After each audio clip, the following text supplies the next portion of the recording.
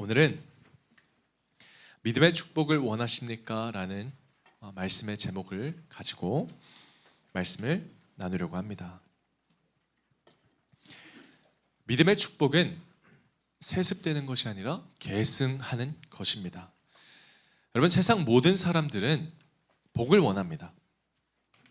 자녀가 잘 되기를 원하고요, 가정이 평안하기를 원하고요, 또 우리 믿는 자들은 우리의 인생이 하나님의 축복 안에 있기를 소망합니다. 그리고 또 누군가는 교회가 부흥되기를 원하죠. 그런데 신앙생활을 하다 보면 우리는 한 가지를 깨닫게 됩니다. 축복은 받는 것보다 그것을 지켜내고 계속해서 누리는 것이 더 어렵다는 사실입니다. 우리 인생도 보면요, 여러분, 한 번의 성공은 어쩌다 있을 수 있지만 계속해서 성공하는 것은 사실 쉽지 않습니다. 부모가 성공했다고 해서 자녀가 다 성공하지는 않습니다. 뉴스나 통계를 보면 이전 부모 세대와 오늘의 청년 시대가 마주한 현실은 다릅니다.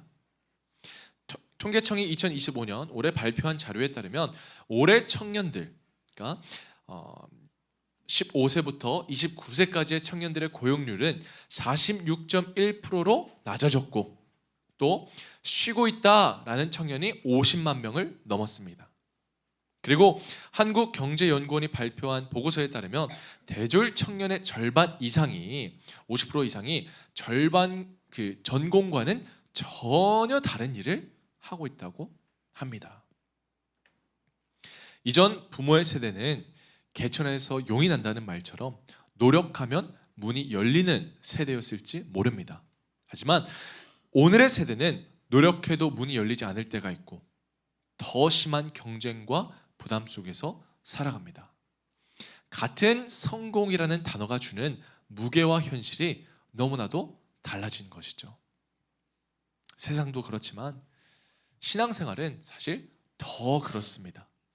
은혜는 한 번쯤 경험하는 것은 어렵지 않습니다. 하지만 그 은혜를 계속해서 이어가고 그 은혜와 내가 받은 축복이 세대를 넘어서 믿음의 유산으로 남는 것은 결코 쉽지 않습니다.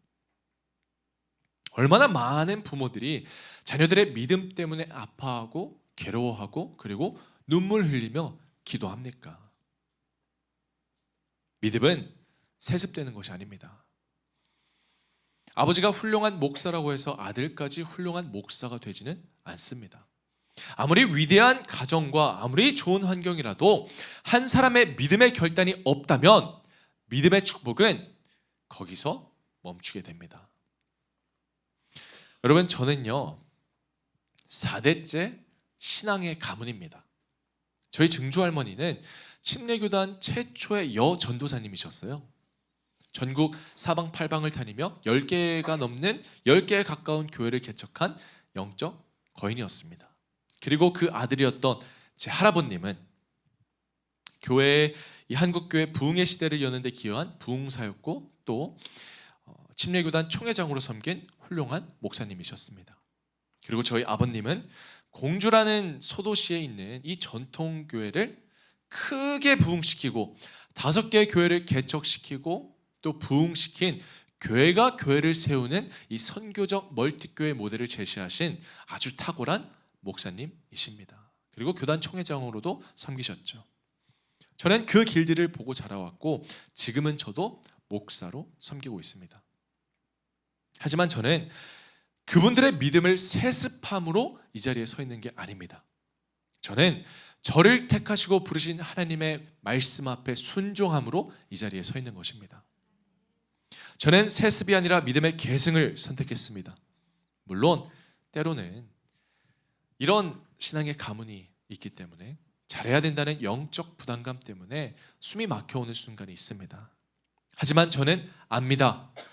하나님의 부르심에는 실수가 없습니다. 그 믿음으로 서는 자는 하나님께서 반드시 축복하십니다. 부모의 믿음이 좋고 자녀도 믿음이 좋다면 여러분, 그것이야말로 진정한 축복입니다. 저는 여러분들의 가정이 믿음의 계승이 이어지고 하나님의 부르심 안에서 끊어지지 않는 축복의 통로가 되기를 예수 그리스도의 이름으로 축원합니다. 오늘 본문을 볼게요. 오늘 본문은 이스라엘이 바벨론 포로에서 돌아온 이후의 이야기입니다.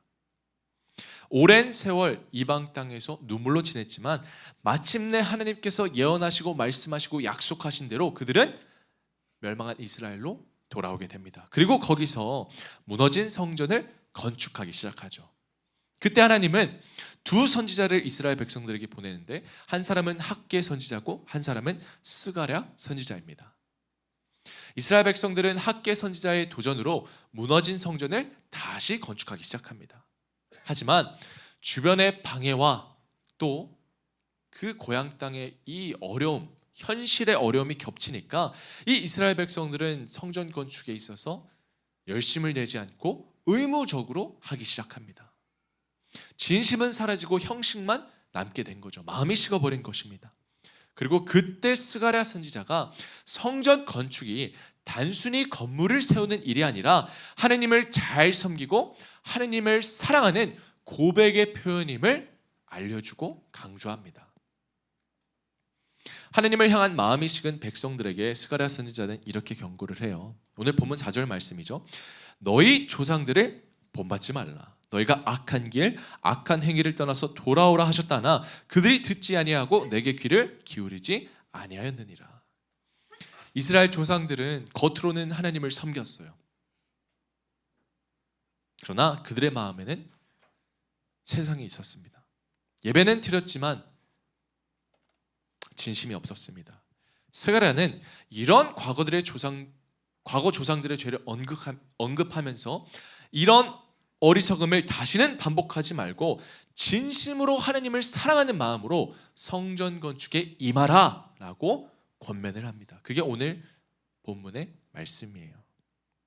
이 말씀은 오늘 우리에게도 동일하게 주어지는 말씀입니다. 여러분, 교회를 다닌다고 해서 저절로 믿음이 자라나지는 않습니다. 예배에 앉아있다고 해서 저절로 축복을 누릴 수는 없습니다. 신앙은 있지만 하나님과의 관계가 식어있다면 우리는 하나님께로 다시 돌아가야 합니다. 믿음의 축복은 형식에서 오는 게 아니라 하나님과의 관계 회복에서부터 시작되는 것이기 때문입니다. 그러니 오늘 우리 마음 안에 무너진 성전이 있다면 그 무너진 성전을 재건축하시기 바랍니다. 무너진 믿음을 재건하십시오. 차갑게 식어버린 하나님을 향한 마음과 하나님이 사랑하시는 교회를 향한 헌신과 하나님이 부르신 이 공동체를 향한 여러분의 마음을 회복하십시오. 그럴 때 하나님은 여러분의 인생과 여러분의 가정을 향한 축복의 문을 여실 것입니다. 그래서 우리가 이런 믿음의 축복을 누리고 지키고 계속해서 이어가기 위해서 오늘 두 가지를 말씀드릴 건데 그 두 가지를 실천하시기 바랍니다. 먼저 첫 번째, 우리는 후회하지 말고 전환해야 합니다. 우리 본문 3절 말씀 같이 한번 읽어보겠습니다. 시작. 그러므로 너는 그들에게 말하기를 만군의 여호와께서 이처럼 이르시되 너희는 내게로 돌아오라. 만군의 여호와의 말이니라. 그리하면 내가 너희에게로 돌아가리라. 만군의 여호와의 말이니라. 아멘. 스가랴 선지자는 하나님의 마음을 대언하면서 형식적인 신앙에 빠져버린 이스라엘 백성들에게 이렇게 외칩니다. 다시 돌아오라. 여기서 돌아오라라는 말은요, 그 뜻을 봐야 되는데 히브리어로 슈브라는 단어에서 왔습니다. 가던 길에서 돌이키다, 다시 원래 자리로 돌아오다라는 의미를 가지고 있습니다. 하나님께 돌아온다는 것은 단순히 감정이 변하거나 내 잘못에 대한 일시적인 후회를 하는 게 아니에요.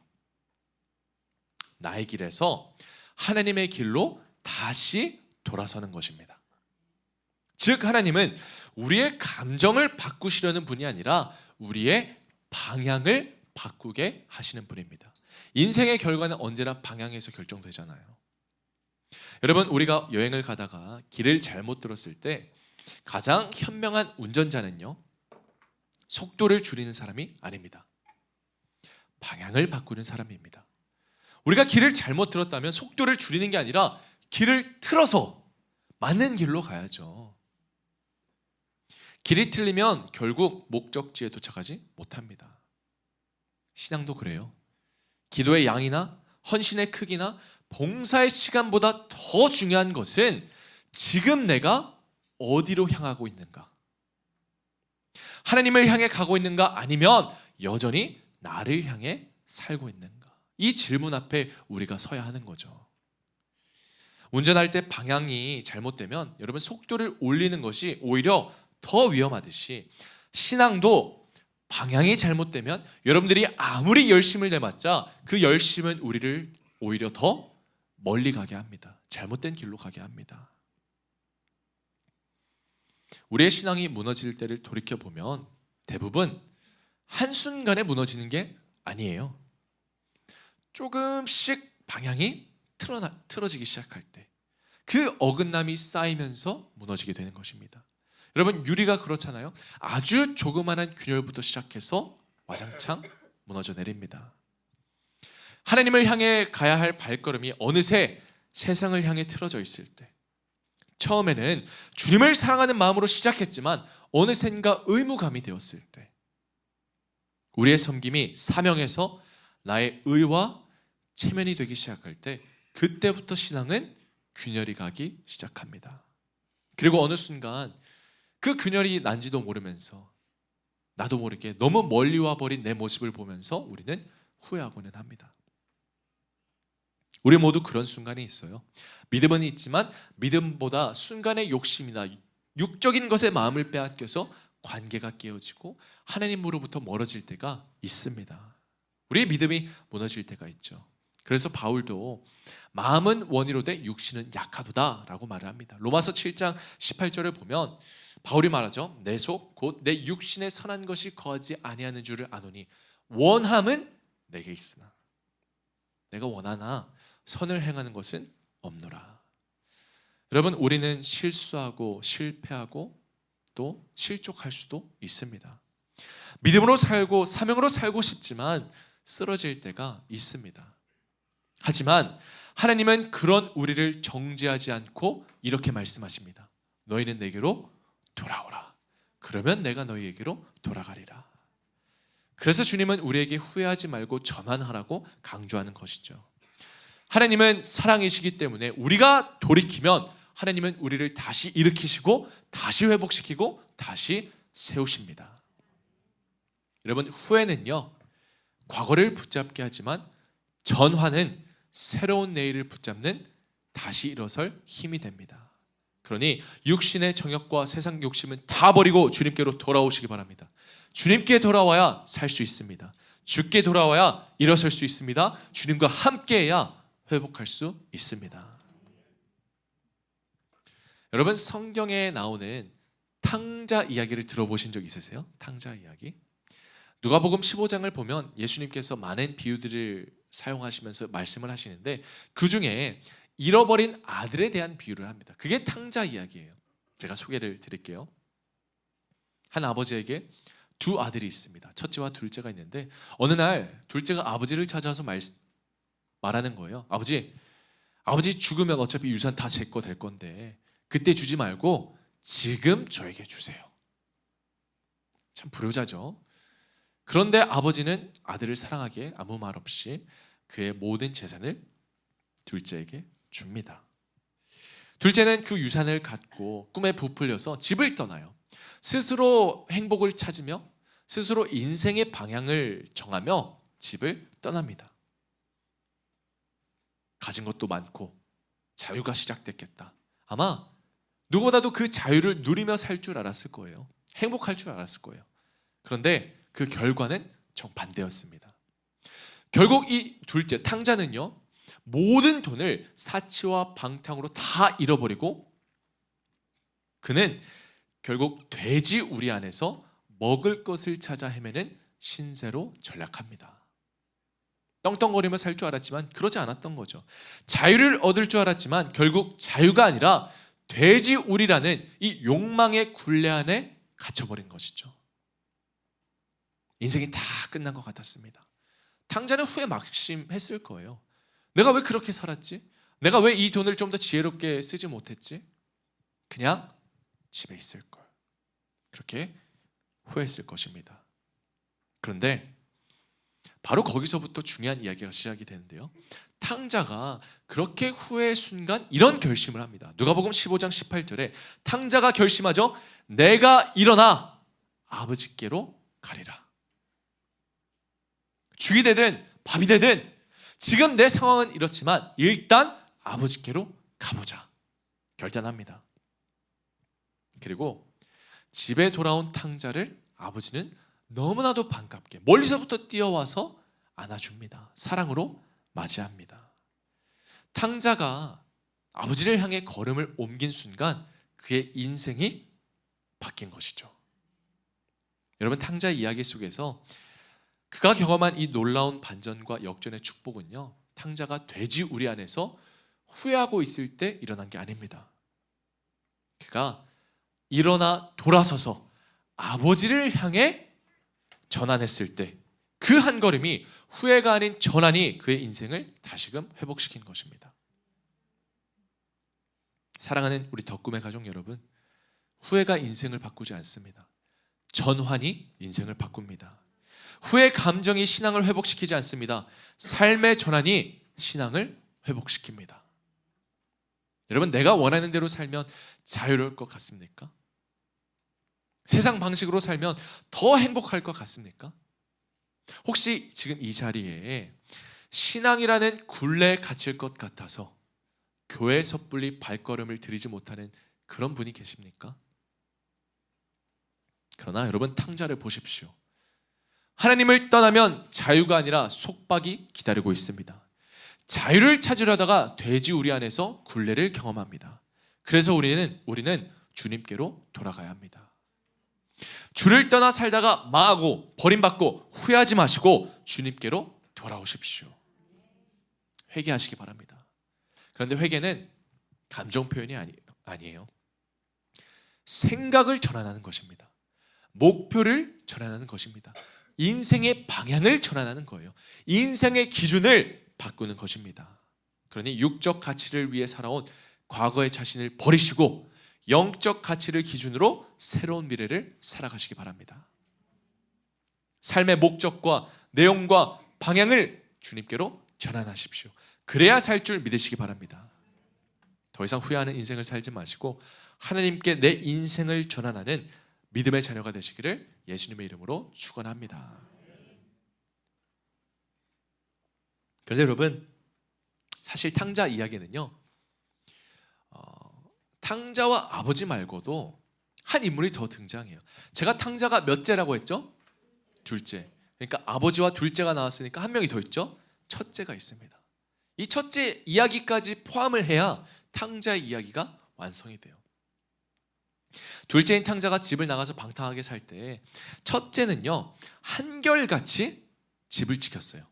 아버지 곁에서 묵묵히 일을 합니다. 그래서 어느 날처럼 이 첫째는요, 일을 하고 집에 돌아왔어요. 그런데 갑자기 집이 시끌벅적하는 거예요. 무슨 일이 있나? 음악이 들리고 사람들이 웃는 소리가 들려옵니다. 그래서 저기 보이는 종한테 물어봐요. 무슨 일이냐? 집에 무슨 일이 일어난 거냐? 그랬더니 종이 대답합니다. 주인님의 둘째 아드님이 돌아오셔서 주인님께서 잔치를 여셨습니다. 그런데 그 순간 그 이야기를 들은 첫째 얼굴이 싹 굳어집니다. 그리고 화가 나기 시작해요. 분노가 일어나기 시작해요. 그리고 아버지에게 가서 이렇게 따지죠. 누가복음 15장 29절에 우리말 성경으로 읽어볼게요. 그러자 큰아들이 아버지에게 이렇게 말했습니다. 보십시오, 저는 여러 해 동안 아버지를 위하여 종노릇을 하고 무슨 말씀이든 어긴 적이 없습니다. 그런데 제게는 친구들과 즐기라며 염소 새끼 한 마리도 주시지 않았습니다. 그런데 창녀와 함께 아버지의 재산을 탕진한 아들이 집에 돌아오니까 아버지는 그를 위해 살찐 송아지를 잡으셨습니다. 여러분, 생각해 보세요. 자기는 뼈 빠지게 아버지 집에서 묵묵히 섬기며 성실하게 생활해도 떡 하나 주어지지 않았는데 어느 날 갑자기 저기 저 후레 자식이 돌아오니까, 창녀들이랑 놀던 그 후레 자식이 돌아오니까 아버지가 잔치를 여는 거예요. 여러분, 얼마나 억울하겠습니까? 이 첫째의 마음이요, 우리도 알죠. 우리 마음에도 이 마음이 있잖아요. 그런데 여기서 문제는 첫째의 분노가 아버지를 향했다는 거예요. 만약에 첫째가 둘째에게 분노했다면 그거는 단순히 질투의 감정이었을 수도 있죠. 그러나 첫째는 동생이 아니라 아버지에게 화를 냈습니다. 이것은 서운함과 억울함을 넘어서서 아버지와의 관계에 대한 그 문제가 있었다는 거죠. 이건 신뢰에 대한 문제입니다. 첫째 마음속엔 이런 생각이 있었습니다. 아버지는 공평하지 않다. 불공평하다. 나는 이렇게까지 충성했는데 왜 나에게는 아무것도 주어지지 않는가? 오랫동안 아버지 곁에서 있었지만 첫째는 아버지를 사랑의 관계로 보지 못했습니다. 그에게 아버지는 함께 기뻐할 뿐이 아니라 채워야 할 기준과 요구의 주인이었습니다.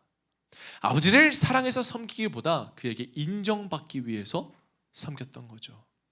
순종은 했지만 사랑은 없었습니다. 일은 했지만 기쁨이 없었습니다. 그가 그렇게 열심히 일을 한 건 관계에서 나온 게 아니라 비교와 경쟁에서 나온 의무였어요. 그러니까 본질적으로 그건 사랑이 아니라 보상을 기대하는 거래였던 거죠. 여러분, 우리는 여기서 한 가지 사실을 깨닫습니다. 신앙은 자리의 문제가 아니라 방향의 문제입니다. 아버지 집안에 있어도 마음이 아버지를 향하지 않으면 길을 잃은 것입니다. 여러분, 이건 신앙의 왜곡된 모습으로도 우리에게 찾아옵니다. 우리도 종종 이렇게 살아가잖아요. 하나님이 우리의 기도에 응답하지 않으면 우리는 하나님께 실망하고 때로는 분노하기도 합니다. 마치 하나님을 사랑한 게 아니라 하나님께 기대했던 그 결과를 사랑했던 것처럼 신앙생활을 합니다. 오늘날 어떤 성도는 교회를 다니지만 기쁨이 없습니다. 예배는 드리지만 감사가 없습니다. 기도는 하지만 능력이 없습니다. 만약 우리가 이런 신앙생활을 하고 있다면 여러분, 우리가 교회 안에 바로 그 첫째일지도 모릅니다. 신앙의 자리, 교회의 자리, 예배의 자리에는 있지만 하나님을 향한 방향을 잃어버린 거예요. 하나님은 이런 신앙을 원치 아니하십니다. 하나님은 자리보다 방향을 원하십니다. 여러분, 탕자는요, 집을 떠나서 무너졌습니다. 그러나 첫째는 집 안에서 무너졌습니다. 탕자는 자유를 찾아 나갔다가 굴레를 만났고, 첫째는 의무를 지키며 살았지만 기쁨을 잃었습니다. 탕자는 행동이 문제였지만 첫째는 마음이 문제였습니다. 탕자는 죄로 무너졌지만 첫째는 의로 무너졌습니다. 둘 다 전환이 필요했어요. 한 사람은 행동의 전환이었고 한 사람은 마음의 전환이었습니다. 그래서 하나님은 우리에게 이렇게 말씀하십니다. 내가 어디 있느냐? 너의 몸, 마음, 아니 너의 삶이 지금 어디를 향하고 있느냐? 하나님은 오늘 우리에게 질문하십니다. 여러분, 오늘 우리도 지금 예배의 자리에 앉아 있습니다. 그러나 믿음은 교회 출석으로 증명되는 게 아니라 우리의 삶으로 증명이 돼야 돼요. 습관적인 예배가 아니라 하나님을 향한 전심과 마음의 예배가 되어야 합니다. 이제는 하나님께로 방향을 전환해야 합니다. 그것이 회개의 시작이고 축복의 재출발입니다. 여러분, 오늘 나의 잘못을 깨닫는다면 후회만 하지 마시고 믿음의 전환으로 주님께로 다시 돌아가시기를 부탁드립니다. 그 한 걸음이 여러분의 인생을 바꾸고 그 방향이 여러분의 믿음의 축복을 지키게 할 줄 믿으시기 바랍니다. 우리가 한 걸음 더 나아가서 우리는 믿음의 축복을 지키기 위해서 이것을 실천해야 합니다. 두 번째, 고민하지 말고 결단하라. 2절은 이렇게 말해요. 여호와가 너희의 조상들에게 심히 진노하였느니라. 하느님의 진노는 단순한 분노가 아닙니다. 이 단어의 뜻도 한번 볼게요. 히브리어로 카차프, 슬퍼하며 불타는, 분출하는 그런 폭발적인 마음을 의미합니다. 하나님의 진노는 우리를 멸하기 위한 게 아니라 관계가 끊어진 데서 오는 아픔의 표현인 거죠. 여러분, 부모가 자녀를 혼낼 때 미워서가 아니라 사랑해서 혼내듯이 하나님도 우리의 잘못을 보시며 진노하십니다. 그분은 우리를 포기하지 아니하시기 때문에 그래서 때로는 책망으로, 훈계로 우리를 멈춰서게 함으로 우리를 다시 세우십니다. 그래서 신앙생활이 힘든 거예요. 때로는 책망과 징계가 있기 때문에 눈물이 날 만큼 힘들 때가 있습니다. 지치고 버티는 게 고작일 때가 있고요. 내 감정이 바닥까지 가라앉는 날이 있습니다. 그러나 그 감정의 끝이 우리의 믿음의 끝을 의미하지는 않습니다. 여러분, 감정이 무너졌다고 믿음이 무너져서는 안 됩니다. 힘들다고 망하지 않아요. 지금 어렵다고 해서 끝난 게 아닙니다. 왜냐하면 하나님은 우리를 반드시 잘 되게 하시는 분이시기 때문입니다. 그분의 진노조차도 우리를 망하게 하려는 게 아니라 우리를 다시 세우려는 사랑의 몸부림이에요. 그러니 우리는 하나님의 사랑에 감정적으로만 반응해서는 안 됩니다. 내가 좋을 때만, 내 기분이 좋을 때만, 상황이 잘 될 때만, 그럴 때만 반응하는 게 아니라 우리는 의지적으로 결단해야 합니다. 신앙은 감정의 싸움이 아니라 결국 결단의 싸움이에요. 감정은 순간을 흔들지만 결단은 인생을 바꿉니다. 하나님은 믿음의 결단을 통해 우리의 인생을 세우십니다. 여러분, 결단이라는 한자를 보면요, 결은 끊을 결, 단은 자를 단이에요. 끊고 자를. 즉, 결단이라는 것은 우리가 새로운 것을 붙잡는 것보다 우리가 붙잡고 있던 것을 끊어내는 용기입니다. 그래서 결단에는 포기가 따릅니다. 나무는 가지치기를 해야 여러분 더 많은 열매를 맺잖아요. 아무리 좋은 나무라도 불필요한 가지를 잘라내지 않으면 이 좋은 영양분이 이 불필요한 가지들로 가기 때문에 열매가 많이 맺히지 않습니다. 우리도 믿음의 가지치기를 해야 합니다. 우리도 잡목처럼 이 일 붙잡고 저 일 붙잡고 다 붙잡고 살면 결국 아무 열매도 맺지 못합니다. 그래서 하나님이 원치 않으시는 그 가지, 불순종의 가지, 세상적인 욕심과 미련의 가지를 다 잘라낼 때 비로소 우리 인생에 하나님의 열매가 맺히게 됩니다. 여호수아는 죽기 전에 마지막 유언으로 이렇게 말을 해요. 너희가 섬길 자를 오늘 택하라. 오직 나와 내 집은 여호와를 섬기겠노라 하니. 여러분, 우리도 이런 믿음의 결단이 필요합니다. 우리를 사랑하시고 우리를 위하시는 주님만 섬기는 마음과 주님을 섬기는 그 믿음을 결단하시기 바랍니다. 세상에 미련 두지 말고 주님을 섬겨야 해요. 우리가 미련을 붙잡고 있으면 하나님은 일하실 수 없습니다. 하나님은 결단하는 사람을 통해서 일하십니다. 여러분, 이 미련에 관한 이야기는 구약에서 소돔과 고모라의 이야기를 보면 알 수 있는데요. 하나님은 너무나도 악한 도시였던 소돔과 고모라를 멸하시며 롯의 가족을 그 성에서 구하고자 이제 나오게 하시고 이렇게 명령하십니다. 창세기 19장 17절인데 주님이 말씀하세요. 뒤를 돌아오지 말라. 그렇지 않으면 너희도 다 멸망하게 될 것이다. 그런데 이때 롯의 아내는 뒤를 돌아봐서 결국 소금 기둥이 되어버립니다. 그의 몸은 성 밖으로 나왔지만 그의 마음은 여전히 뒤에 있었던 거죠. 세상적인 욕심을 향한 미련을 버리지 못하고 뒤를 돌아본 것입니다. 여러분, 이것이 결단하지 못한 인생의 결말입니다. 결단하지 못하면 결국 머물게 됩니다. 머무는 신앙은 결국 죽어가는 신앙이 됩니다. 믿음의 결단이요. 믿음의 결단은 신앙의 가장 실제적인 사랑의 표현이에요. 사랑하면 결단하게 되어 있습니다. 부모가 자녀를 사랑하기 때문에 자신의 시간을 내어주죠. 돈을 내어주죠. 인생을 희생합니다. 사랑하니까 가능한 거예요. 그래서 성경은 이렇게 말합니다. 누가복음 10장 27절에 내 마음을 다하며 목숨을 다하며 힘을 다하며 뜻을 다하여 주 너의 하나님을 사랑하라.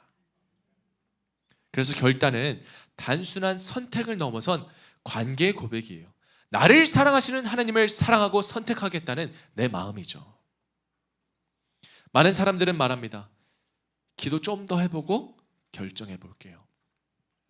조금만 더 상황을 한번 볼게요. 지금은 때가 아닐 것 같습니다. 제 마음의 준비가 되면 제가 그때. 여러분, 하나님은 우리가 모든 걸 다 이해할 때 순종하기를 원하시지 아니하십니다.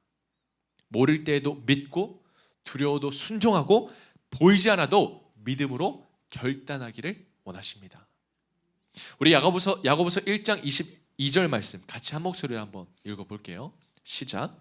너희는 말씀을 행하는 자가 되고 듣기만 하여 자신을 속이는 자가 되지 말라. 아멘.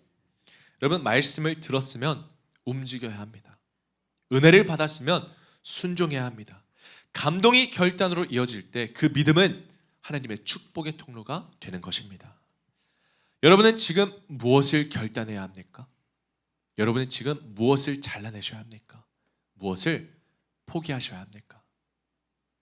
사랑하는 우리 덕금의 가족 여러분, 결단 없는 신앙은 멈춘 신앙입니다. 그러나 결단하는 신앙은 하나님께서 축복하는 신앙입니다.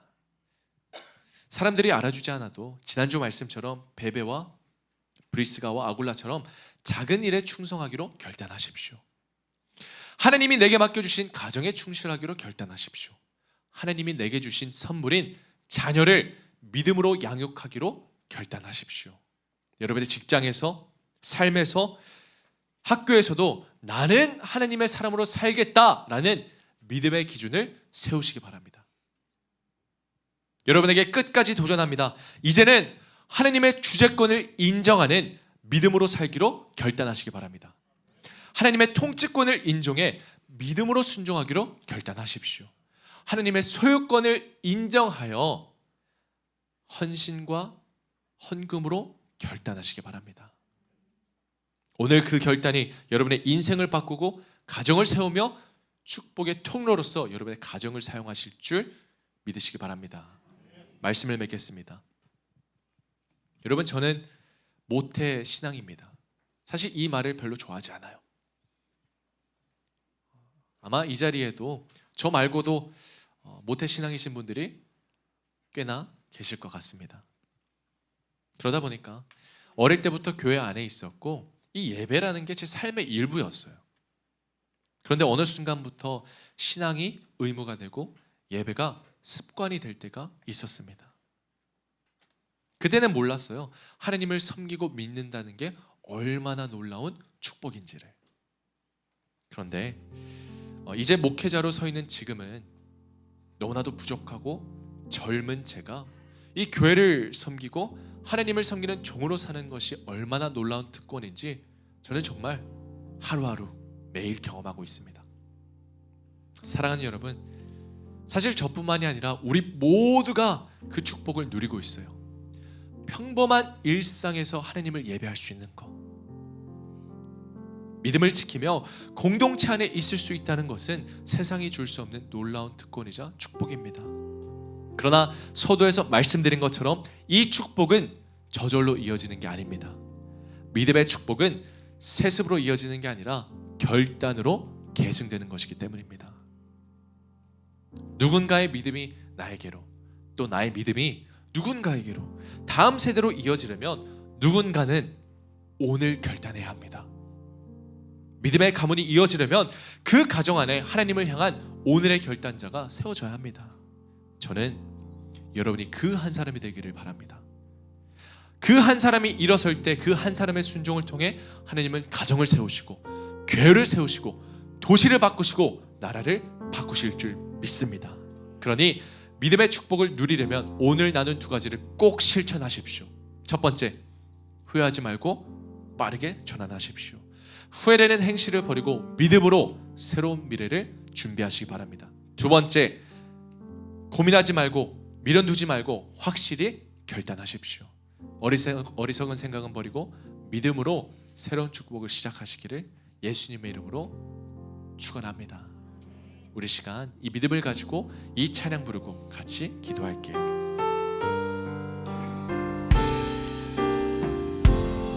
너무 멀리 왔나요? 너무 멀리 왔나요? 주님께 돌아가기에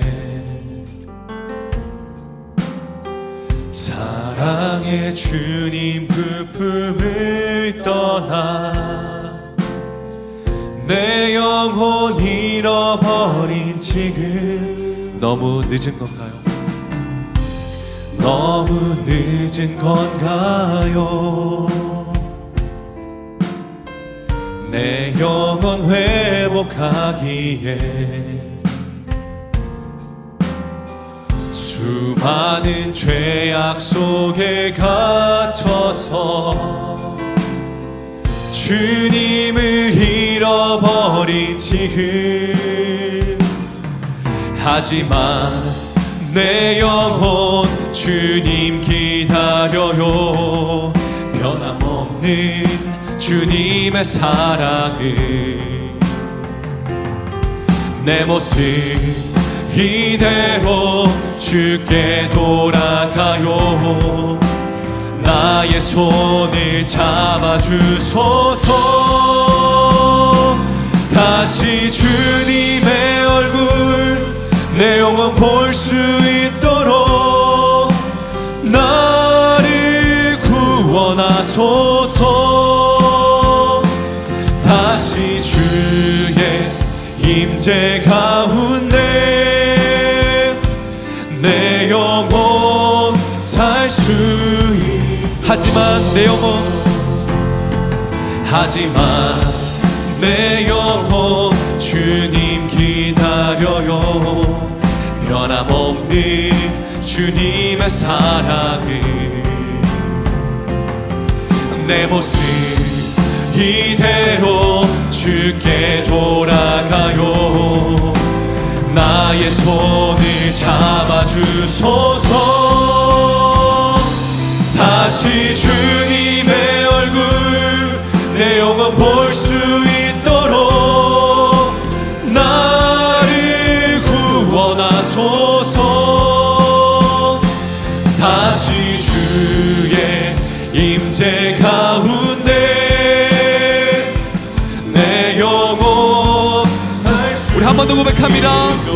다시 주님의 얼굴, 다시 주님의 얼굴 내 영혼 볼 수 있도록 나를 구원하소서. 다시 주의 임재 가운데 내 영혼 살 수 있도록. 우리 시간 함께 기도하시겠습니다. 기도할 때 여러분, 우리가 신앙생활은 하고 있지만, 교회는 나오고 있지만 여전히 내 삶에 기쁨이 없고 감사가 없고 능력이 없다면 과연 내가 진심으로 하나님을 향하고 있는가? 내 삶이 주님께 드려지고 있는가? 만약 그러지 못하고 있다면 내가 끊어내지 못하고 포기하지 못하고 붙잡고 있는 것은 무엇인가? 오늘 이 시간 스스로에게 질문하시기 바랍니다. 우리가 그 모든 것을 끊어내고 내려놓고 결단으로 주님 앞에 나아갈 때 주님은 우리를 잘되게 하시고 축복하시고 다시 일어서게 하실 줄 믿습니다.